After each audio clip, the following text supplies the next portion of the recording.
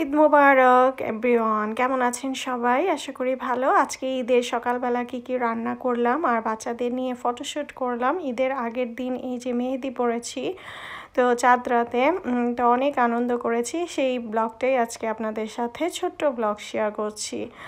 আপনারা সবাই কেমন আছেন? সবার ঈদ কেমন গিয়েছে কমেন্ট সেকশনে জানাতে ভুলবেন না। আমার হাতের এই যে তিরামিসু, রসমালাই আর হচ্ছে দুধ সেমাই, পুডিং আর হচ্ছে এখানে ম্যাগি নুডলস আর খেজুর রেখেছি। সকালবেলা ঘুম থেকে উঠেই গোসল সেরে বাচ্চাদেরকে রেডি করে আমি টেবিলটা সেট আপ করে নিয়েছি। আমার হাতের এই ডেজার্টগুলো অনেক মজার হয়েছে, সবাই খেয়ে বলেছে আলহামদুলিল্লাহ।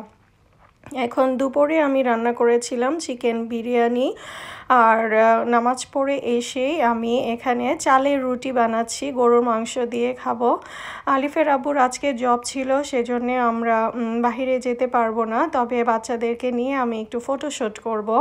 তো পার্কে ঈদের আনন্দটা কখনোই নষ্ট করতে চাই না, আমি সবসময় চাই ফ্যামিলি নিয়ে আমি খুব আনন্দময় দিনটা কাটাতে। চালের রুটি বানাচ্ছি, অনেক কষ্ট হলেও খেতে ইচ্ছে করতেছিল গরুর মাংস দিয়ে। আসলে সকালবেলা এত মিষ্টি খাবার ভালো লাগে না, সেজন্য একটু চাইলাম যে দুপুরবেলা রুটি দিয়ে একটু গরু মাংস খেলে হয়তো ভালো লাগবে, সেজন্যে এটা বানানো। কষ্ট হলেও হাজব্যান্ডকে খাবার একদম রেডি করে সব কিছু দিয়ে দিয়েছি।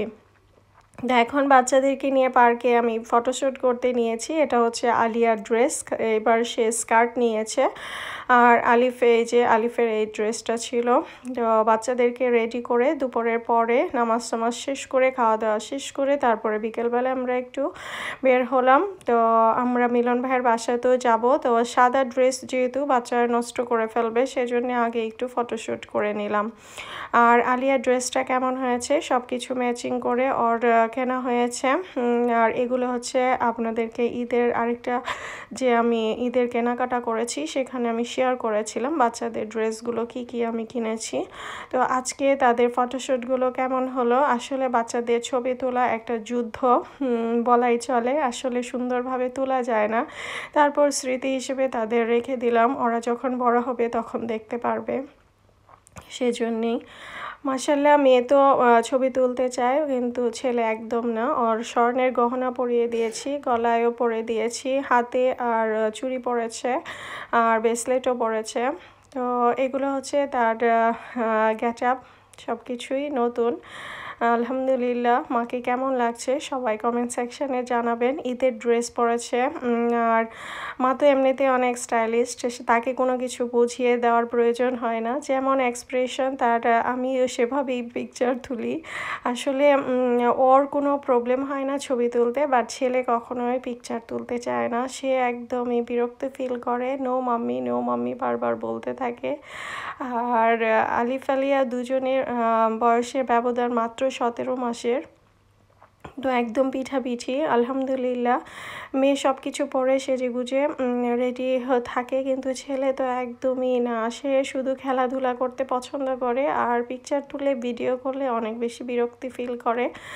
তো যাই হোক, আমি যেহেতু তাদের স্মৃতিটা ধরে রাখতে চেয়েছি, তাই ঈদের দিনে এই পিকচারগুলো তাদেরকে জোর করিয়ে তুলেছি।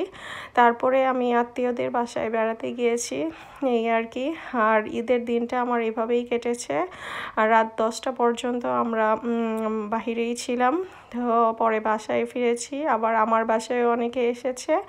তো এই আর কি, আমাদের ঈদ আনন্দ এভাবেই কাটিয়েছি হাজব্যান্ড ছাড়া। তবে নেক্সটে আরেকটা ব্লগ আসতেছে, ঈদের পরের দিন আমরা কোথায় বেড়াতে গেলাম সেটা দেখাবো। আল্লাহ।